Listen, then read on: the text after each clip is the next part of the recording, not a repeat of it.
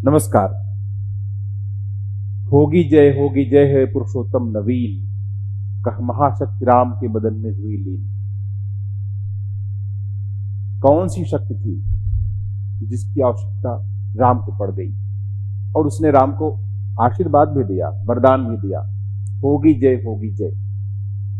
लेकिन उस राम को नहीं जिसको आप जानते हैं, नवीन पुरुषोत्तम को। वह नवीन पुरुषोत्तम कौन था? उसको कवि ने नवीन क्यों कहा? इन बातों का संधान करने के लिए हम लोग आते हैं राम की शक्ति पूजा पर। राम की शक्ति पूजा।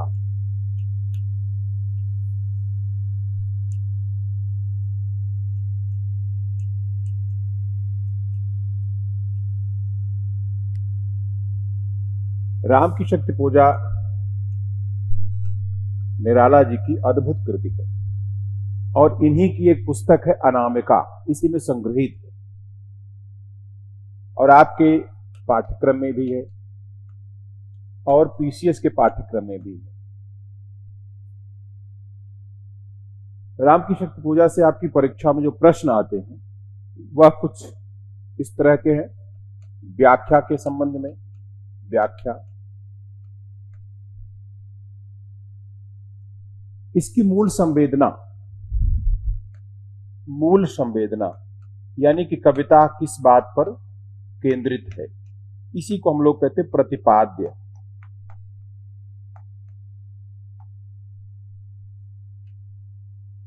आलोचनात्मक प्रश्न भी आते हैं कि निराला की इस कविता में, राम की शक्ति पूजा में, उनका स्वयं का जीवन और संघर्ष दोनों मुखरित हुए हैं, क्योंकि निराला का जीवन बड़ा अस्त व्यस्त था, असंतुष्ट थे जीवन से। और जाहिर सी बात है, कवि का व्यक्तिगत जीवन, उसके आग्रह, उसका अनुभव उसकी रचना में आ ही जाते हैं। आपने सुना होगा, कालिदास सच सच बतलाना, अज रोया या तुम रोए थे, नागार्जुन की चर्चित कविता। ने पात्रों के मुख से स्वयं कवि बोलता है, साहित्यकार बोलता है। तो यह भी प्रश्न आता है और इस कविता की भाषा शैली पर भी प्रश्न आता है। भाषा और शैली और इसके मूल सौंदर्य पर प्रश्न आता है, इसका सौंदर्य। तो कई फलक हो गए जिन पर हमको ध्यान रखना है। आज हम चर्चा करेंगे कि कविता कहना क्या चाहती है, यानी कि मूल संवेदना या प्रतिपाद्य। देखिए, राम की शक्ति पूजा में दो बिंदु हैं जो आपको शुरू से अंत तक ध्यान में रखने हैं। पहला बिंदु, इसमें तीन तरह के व्यक्तित्व हैं जिन प्रतीकों का इस्तेमाल इसमें किया गया है। एक तो स्वयं राम है, दूसरा निराला जी स्वयं है और तीसरा स्वाधीनता।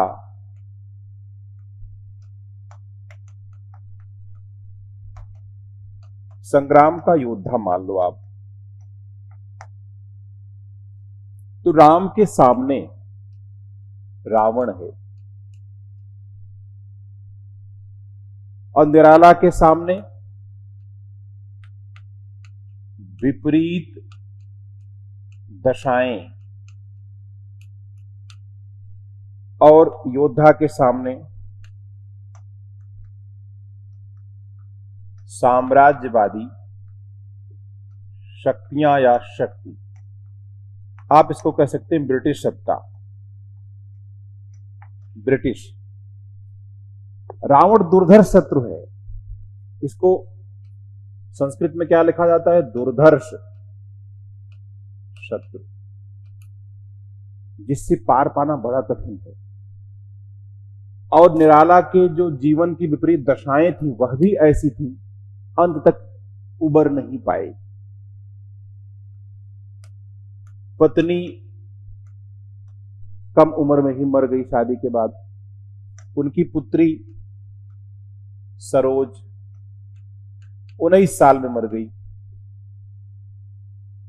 यहां तक कि अपनी पुत्री के विवाह में उनको पंडित नहीं मिला, पैसा नहीं था उनके पास, खुद ही मंत्र उन्होंने पढ़े। और ऐसा निराला जी ने सरोज स्मृत में लिखा हुआ है कि उनकी पुत्री को जो शारीरिक रोग था, नहीं रोग था, अर्थ के अभाव में, पैसे की कमी से उसका इलाज नहीं कर पाए। तो जीवन में उनको कष्ट रहा और इनके केंद्र में था अर्थाभाव, धन की कमी। ऐसा नहीं प्रयास नहीं किया, उन्होंने प्रयास किया, लेकिन उनकी रचनाओं को रॉयल्टी नहीं मिली, प्रकाशकों ने इतना पैसा नहीं दिया कि जीवन चल सके। आय का स्रोत भी लगभग वही था। और इससे निपटने के लिए क्या करना पड़ा? एक निराला जो कहते हैं धन्य में पिता निरर्थक था, तेरे हित कुछ कर न सका, वही निराला कहते हैं तुम करो शक्ति की मौलिक कल्पना, करो पूजन, जामोंत के मुख से। यानी कि हमारे अस्तित्व का संकट आ जाता है एक समय, खुद को बचाएं कैसे, और इस संकट से उबरने के लिए एक संकल्प शक्ति चाहिए। उसी संकल्प शक्ति का उद्घाटन यह कविता करती है। कुछ आलोचकों ने यहां पर यह कहा है कि जैसे गांधी थे, गांधी जी जिस तरह से राम बार बार रावण से पराजित हो जाते हैं, गांधी भी हार जाते थे, तमाम क्रांतिकारी भी हार जाते थे, फिर शक्ति का संचय करने के लिए गांधी जी उपवास करते थे। तो हो न हो यह भी प्रतीक है। लेकिन इसमें एक प्रश्न उठता है कि गांधी अनुनय विनय के ज्यादा समर्थक थे और स्वराज्य नहीं स्वराज चाहते थे, जबकि निराला जी छठे साठम समाचरे, दुष्ट के साथ दुष्टता का व्यवहार करो, जैसे को तैसा। लेकिन फिर भी संदर्भ विशेष में यह बात लागू जरूर होती है। ठीक है, तो एक तो ये 3 बिंदु हो गए आपके।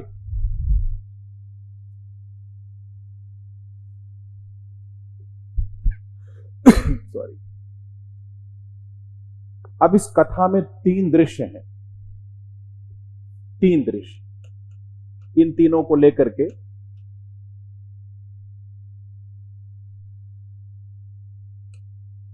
कथा बुनी गई है। पहली कथा है, राम और रावण की लड़ाई होती है, राम हार जाते हैं और इसमें युद्ध का वर्णन है। शाम को सेनाएं अपने अपने स्थान पे आ जाती हैं, यानी कि दोनों दलों का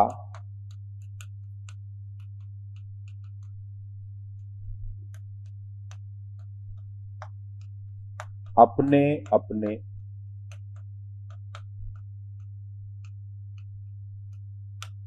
शिविरों में लौटना,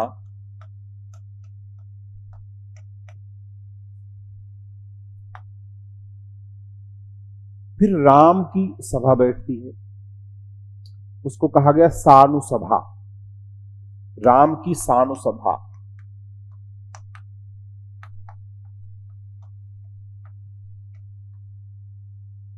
जहां पर ये मंत्रणा करते हैं, अपने साथियों से विचार विमर्श करते हैं, और यहां पे राम के हृदय का द्वंद्व यानी हलचल दिखाई पड़ती है। और तीसरा बिंदु है जब राम दुर्गा जी की आराधना करते हैं, यानी राम की शक्ति साधना।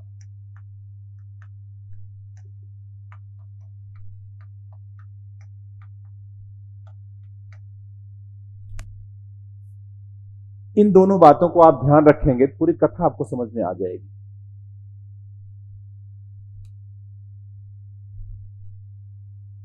चलिए हम पहले कथा समझते हैं।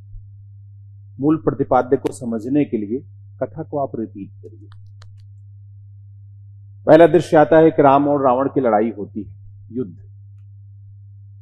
और वैसा युद्ध नहीं कि भुलाया जा सके। कहते हैं रवि हुआ अस्त।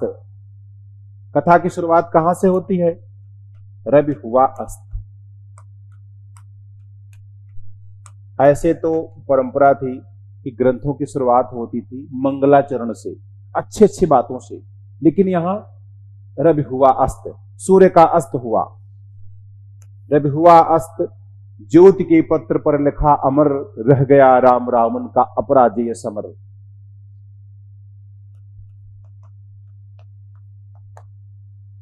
और जब कथा समाप्त होती है तो कहते निशि हुई विगत, रात बीत गई।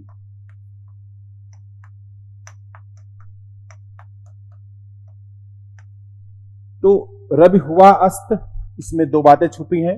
एक तो रवि यानी सूर्य, राम थे सूर्यवंशी। अब सूर्यास्त सूर्यवंशी राम के पराजय की सूचना देता है।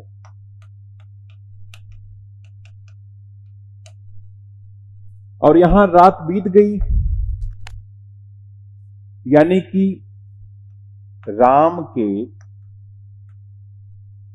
विजय की व्यंजना, कि राम की जीत होने वाली है। रात बीतना ठीक है। अब इन्हीं दोनों के आलोक में आपको हम कथा बताते हैं। कथा इस तरह से है कि राम और रावण की लड़ाई होती है, लेकिन कमाल की बात है कि राम हार जाते हैं। अब राम हार जाते हैं तो जाहिर सी बात है, सवाल उनके मन में उठेगा कि धर्म के रास्ते पर जो है उसकी जीत होनी चाहिए। राम शाम को बैठते हैं मित्रों के साथ, उनकी सानो सभा लगती है। राम कहते हैं कि अन्याय जिधर है उधर शक्ति।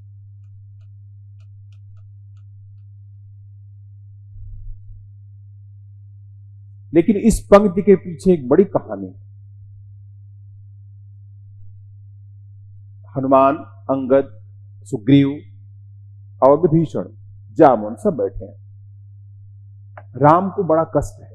राम कहते हैं कि आज दिन में मेरे सारे अस्त्रों को, शस्त्रों को रावण काट दे रहा था। राम के अस्त्र अमोघ कहे जाते हैं, जिन्हें अमोघ रघुपति कर बाना, जिनको कोई काट ना सके। लेकिन आज ऐसा क्या हो गया कि राम बिल्कुल फेल हो गए। राम को किसने फेल कर दिया? जामवंत कहते हैं ऐसी बात है। राम कहते हैं कि मैंने एक भीमाकार मूर्ति देखी। भीमाकार मूर्ति, भीमाकार मूर्ति। भीम माने होता बहुत बड़ा, महिला की आकृति जो जमीन से आसमान तक फैली हुई थी, और वह रावण की सहायता कर रही थी।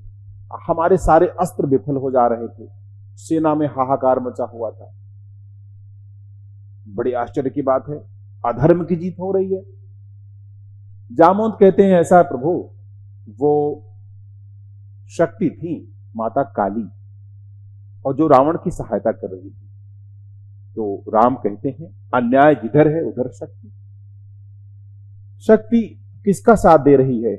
अन्याय का, जबकि सत्य का साथ देना चाहिए, धर्म का। जामवंत कहते हैं बात ऐसी नहीं है। शक्ति अन्याय और न्याय को नहीं देखती। शक्ति उसके पास रहती है जो उसका आह्वान करता है, जो उसकी पूजा करता है, जो उसकी आराधना करता है। आप लोग ऐसे देखे होंगे, कहा जाता है कि अच्छे लोग बड़े परेशान हैं, दे आर पनिश्ड।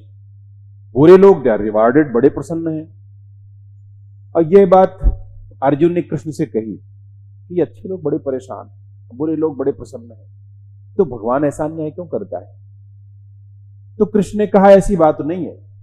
न कर्तृत्व न कर्माणि लोकस्य सृजति प्रभु, न कर्मफल संयोगम। स्वभावस्तु प्रवर्ते, कि 3 चीजें हैं, कर्म, करने का स्वभाव और करने का फल, उसका संयोग। न सृजते प्रभु, कोई प्रभु उसको सृजित नहीं करता, तो घटना होती है स्वभावस्तु प्रवर्ते। आपके अंदर जो एहसास है पॉजिटिव निगेटिव, उससे घटना होती। ये एहसास कैसे बनता है? जब आपके पास शक्ति होगी तो एहसास बढ़िया बन ही जाएगा। तो बात ये नहीं है कि अच्छा व्यक्ति परेशान है तो इस वजह से कि वो अच्छा है तो परेशान है, नहीं। जो शक्ति की पूजा करेगा, आह्वान करेगा, शक्ति उसी का साथ देगी। राम को बड़ा कष्ट होता है। उधर विभीषण भी कमेंट मारते हैं, मुझे तो राजा आपने पहले बना दिया, अस कहि राम तिलक तहि सारा, असुमन वृष्ण भैया पारा। सुंदरकांड पढ़ा होगा आपने, आपके पाठ्यक्रम में ही है। राम को वह बात भी चुभती है। विभीषण कहते हैं आपका वही वक्ष है जो बड़े बड़े बाणों को झेल जाता था, आज आप घायल हो गए। एक दूसरी घटना साथ में होती है हनुमान जी की, यानी कि हनुमान भगवान के पैर दबा रहे हैं। जब राम को दुख होता है तो उनकी आंखों से 2 बूंद आंसू गिर पड़ते हैं, मुक्ता दल मानो मोती हो। और हनुमान के हाथ पे गरम गरम जब प्रभु के आंसू गिरते हैं तो सोचते हैं कि मेरे रहते प्रभु को कष्ट, ऐसी क्या बात है। इधर जामुन बताते हैं कि जो माता काली है वो रहती है महाकाश में। हनुमान कहते हैं कि अगर काली की वजह से मेरे प्रभु को कष्ट है तो मैं उनको खा जाऊंगा। वो विस्तार करते अपने शरीर का और महाकाश को निगलने के लिए वो फैलाते। और उनकी माता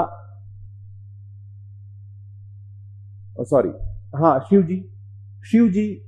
अब इस कथा में कोण है यौगिक परंपरा वाला कि शिव जी यहां विराजमान है। 10 दिशाएं जिनमें पार्वती व्याप्त है, ये प्रकरण है, ये मूल प्रतिपाद्य में नहीं है, इसको हम लोग चर्चा करेंगे। इसकी भाव ये है कि शिव जी परेशान हो जाते हैं और शिव जी कहते हैं पार्वती से कि देवी इसका क्या हल है, क्या किया जाए इसका।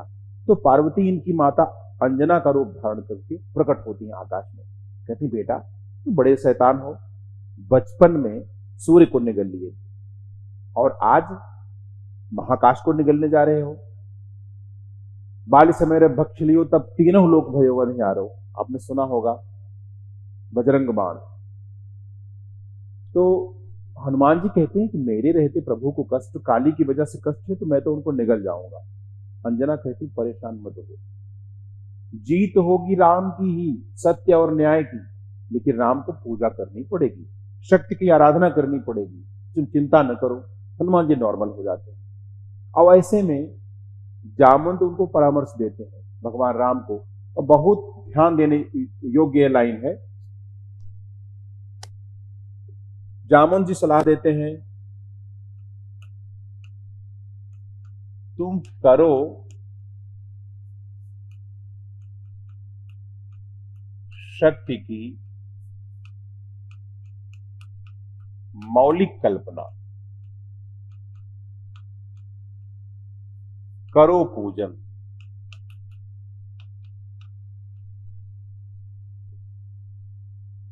रावण को सहायता करने वाली भी शक्ति ही है, लेकिन इस समय बैठकर आप आशीर्वाद दे रहे हैं कल्याण मस्तु। इस समय रावण मस्तक काट करके काली को चढ़ा रहा होगा, पूजा कर रहा होगा, तो शक्ति का आह्वान कर रहा है, पूजा कर रहा है। तो तुम भी शक्ति की कल्पना करो, लेकिन मौलिक कल्पना कहते हैं, तुम्हारी अपनी कल्पना, और करो पूजन शक्ति की। अब आप सभी जानते हैं शक्ति एक होती है, तो दोनों की सहायता कैसे करेगी, इसलिए वो कहते हैं मौलिक कल्पना करो। तुम करो शक्ति की मौलिक कल्पना, करो पूजन,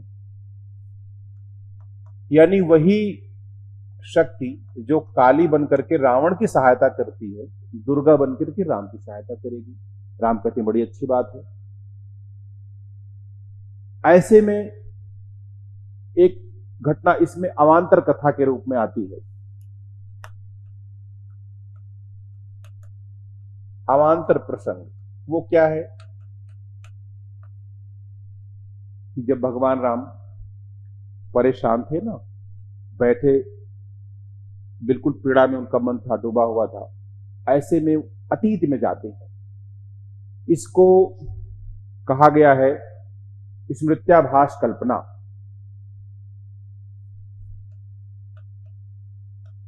स्मृत्याभास कल्पना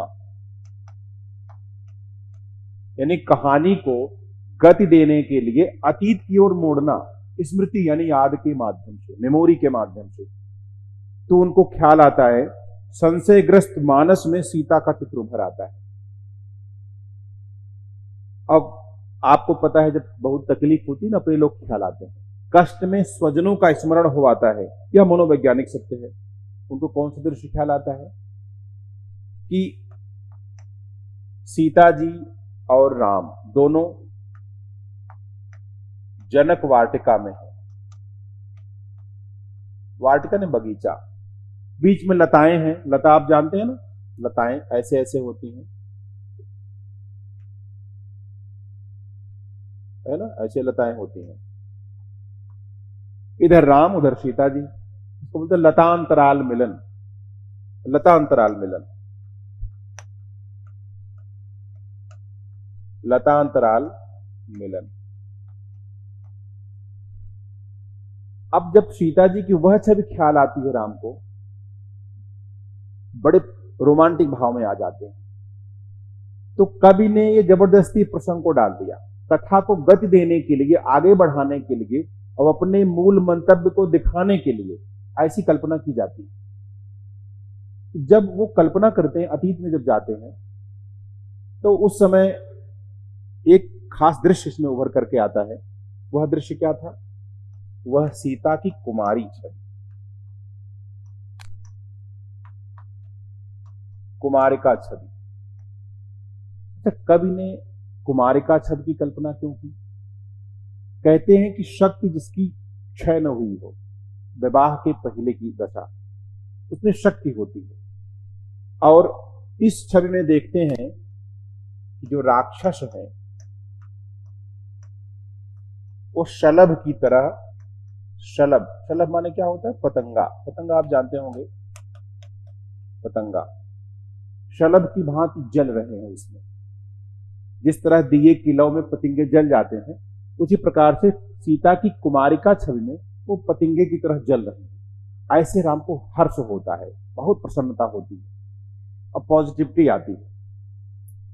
ये इसको अवान्तर प्रसंग बोलते हैं, जो चीजें कथा को गति देने के लिए बढ़ाई जाती है। अब वो कहते हैं भाई सत्य की मौलिक कल्पना करो। इधर हनुमान जी नॉर्मल हो जाते हैं। तो जामवंत कहते हैं 108 नीले कमल ले आओ, 108 नील कमल। ठीक है,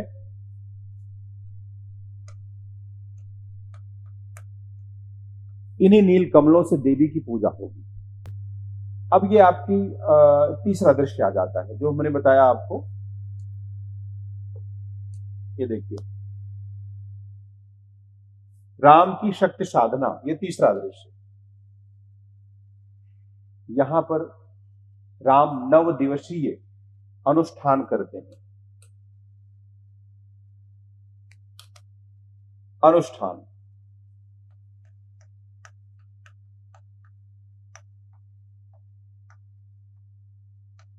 नौ दिवसीय दुर्गा पूजन। एक एक कमल चढ़ाते जाते हैं, देवी की पूजा करते जाते हैं। जब हम पूजा करते हैं तो एक आत्मशोधन होता है, आत्मशोधन होता है। और कहते हैं इसमें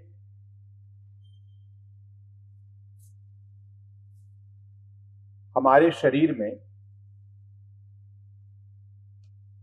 7 चक्र है। पहला चक्र है जिसको बोलते हैं मूलाधार, मूलाधार चक्र। और 8वां चक्र है, इसको बोलते हैं सहस्रार चक्र। सहस्रार चक्र। और यहीं पर जो छठा चक्र है काबिले गौर, जिसको बोलते हैं हम लोग शून्य मंडल या गगन मंडल, है ना, या आज्ञा चक्र बोलते हैं इसको। यहां देवी शक्तियों का दर्शन होता है। तो राम मूलाधार चक्र से सहस्रार चक्र की तरफ साधना करते हैं। यहां पर राम की यौगिक विद्या निराला की यौगिक साधना की जानकारी भी आपके सामने आती है। अब आपको पता है चक्र क्या है। चक्र, इनको जरा समझ लीजिए, ये ऊर्जा के केंद्र हैं। ऊर्जा केंद्र, जैसे आपको डर लगता है तो शरीर में कंपन होता है, सेक्स की काम की भावना आती है, वाइब्रेशन होता है। जब आपको गुस्सा आता है वाइब्रेशन होता है, कंपन होता है। यानी इस तरह से अलग अलग तरह की भावनाएं आती हैं, तो कहीं न कहीं ऊर्जा की वजह से ही कंपन होता है। ये ऊर्जा के केंद्र है, एनर्जी सेंटर, उनको हम बोलते हैं चक्र। अब जब ऊर्जा ऊपर की तरफ उठती है तो ज्यादा जब ऊर्जा होती है ना, तो चक्राकार हो जाती है, ऐसे हो जाती है, भंवर की तरह, ऐसे ऐसे ऐसे ऐसे ऐसे। इसको विज्ञान कहता है कुंडलिनी।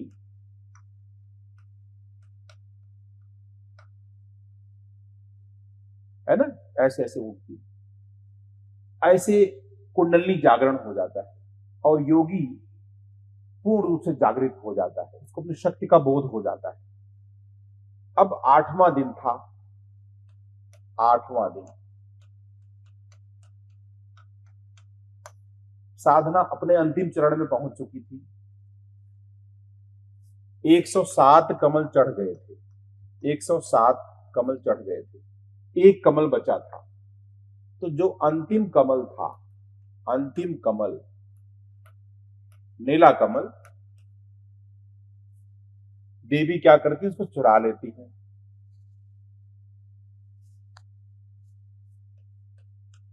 उसको दुर्गा